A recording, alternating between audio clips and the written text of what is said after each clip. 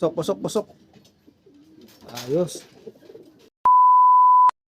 Ayun, good morning mga kalapatids. Welcome back to my channel, Arius Love TV. For today's video is second training ng mga ibon natin. Yan, sa FPR. Bali nung nakaraan, nung umuwi sila 4/10. Nung hapon nakauwi silang lahat. 10/10 ako nung isang araw. Yan. Kompleto sila nakauwi. Kaya niload ko sila 11. Kaya naging 11 kasi yung finisher ko ng norte, iniload ko na rin. Yan. Baka manalo siya dun eh.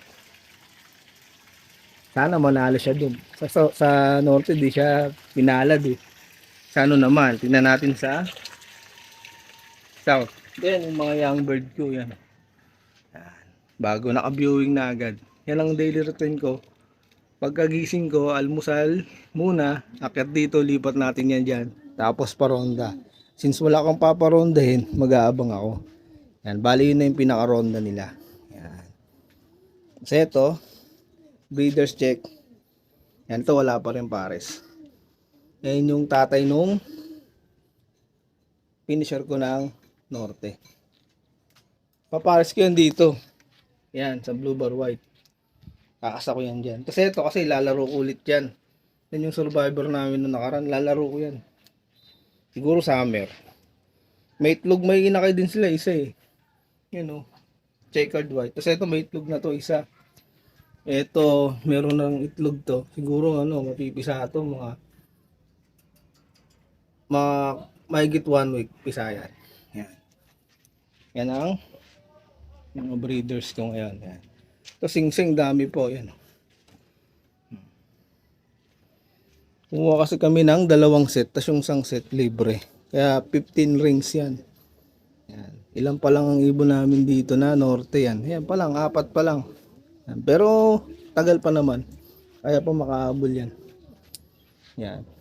Para mapaikit ko na rin.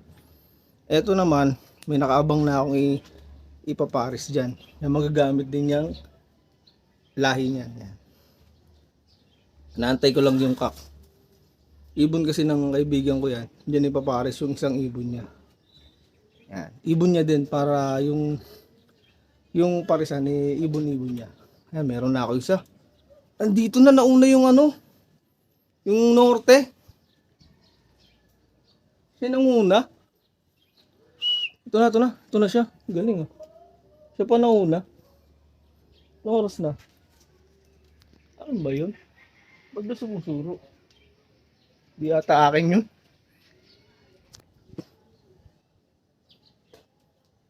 Ang mukha eh. Akin nga yan. Akin yan. Yun yun si 3857.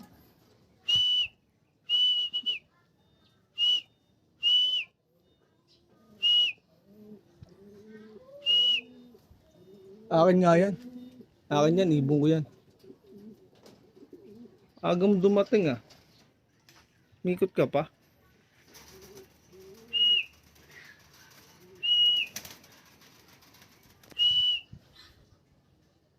Eto na, yan na. Sabi ko sa akin yan eh.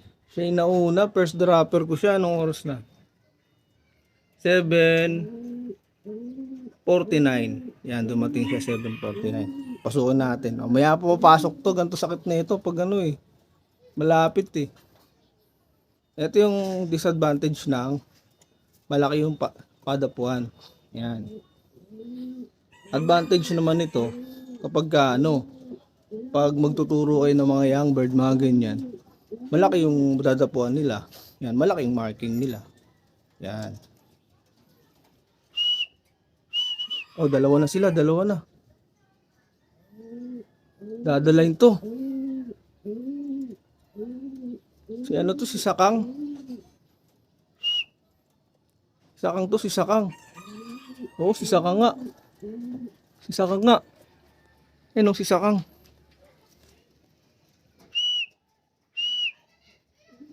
$7.50. Dalawa na ibon ko asok. 2/10. 7.49 saka 7.50 meron na ako. Yan o. Si Sakang yan, si Sakang. Ito na. Pero pa isa. Yung anak ni 300 din, oh. May kasabay. Di akin yung kasabay, di akin. Yan. Kasabay, di akin yan.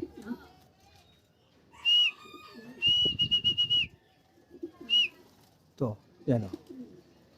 Yan, anak ni 300. Yan, oh. 3 ano na tayo?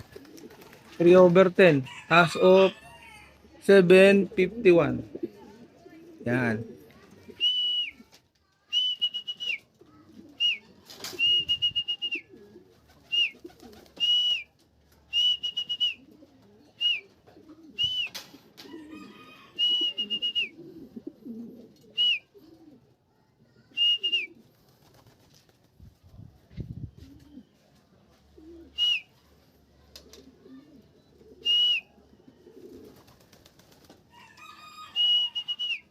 Pasok.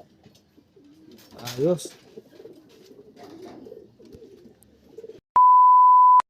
Ang dami na nila. Sabay-sabay sila. 4 sila dumating. 4. Yun, oh. Ito, ang taas ng dalawa, oh.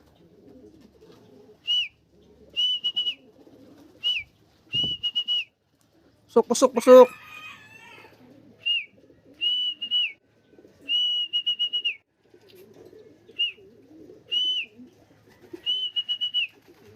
Ano? Sila, oh. Sabay-sabay. Na. 4 ang dumating natin magkasabay yan. Oras natin ay 7:54. Yan, sabay-sabay sila dumating. Yan, papasokan na natin. Ito pala yung brown. Bali 5 dumating. Ayan, oh. Ito yung brown. Ito yung 3. Ayan yung 3. Tapos yung isa pumasok na. Yan. Ayan yung finisher ko naman to ng ano, Legazpi. Ayan yung umuwi lang sa akin. Tapos sabi ko sa may-ari, ilalaro ko hanggat di niya pa nakukuha. Yan. Pasuhin ko lang tong mga to, guys.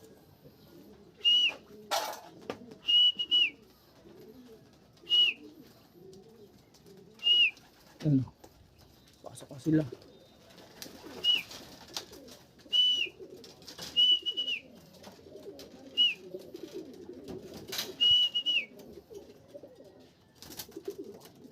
Yung opal, oh. Galing.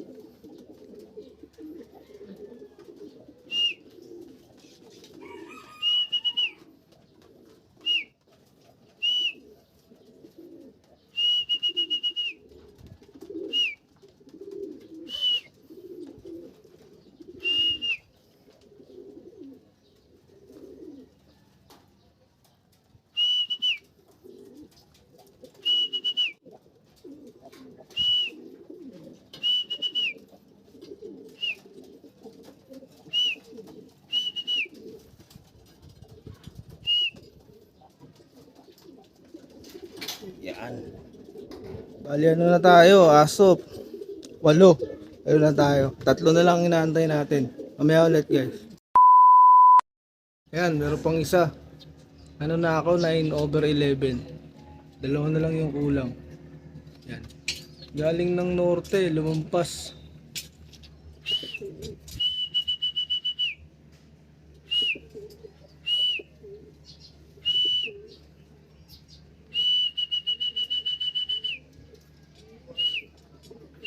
Mayo pa.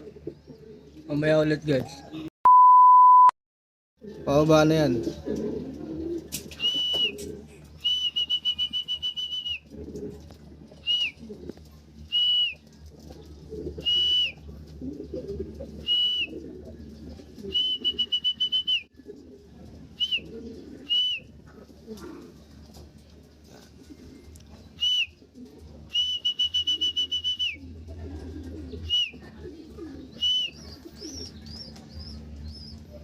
Ito, old bird din pala to.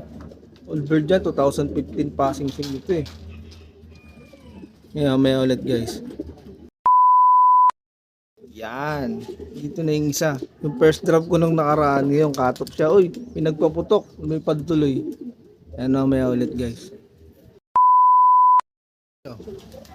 Yan.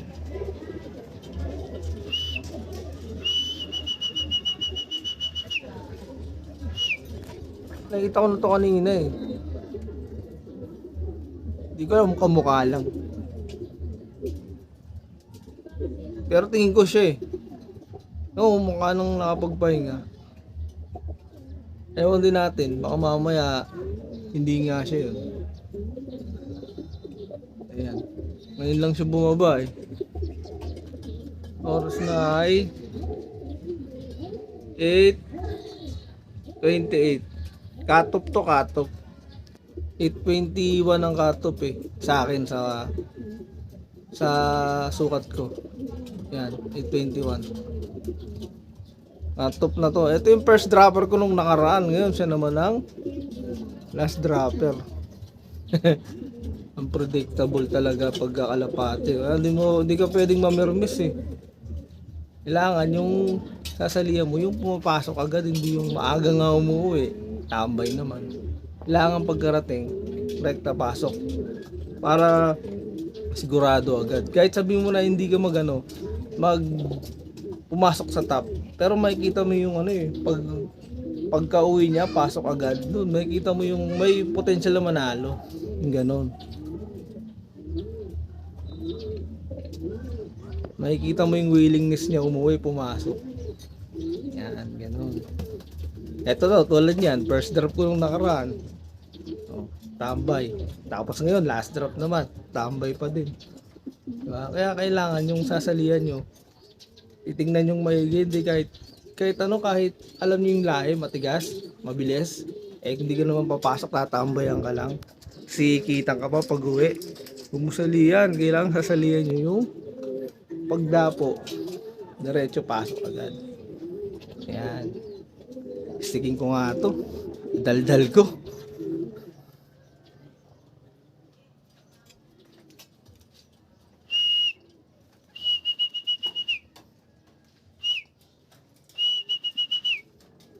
Para mabilis. Ayan.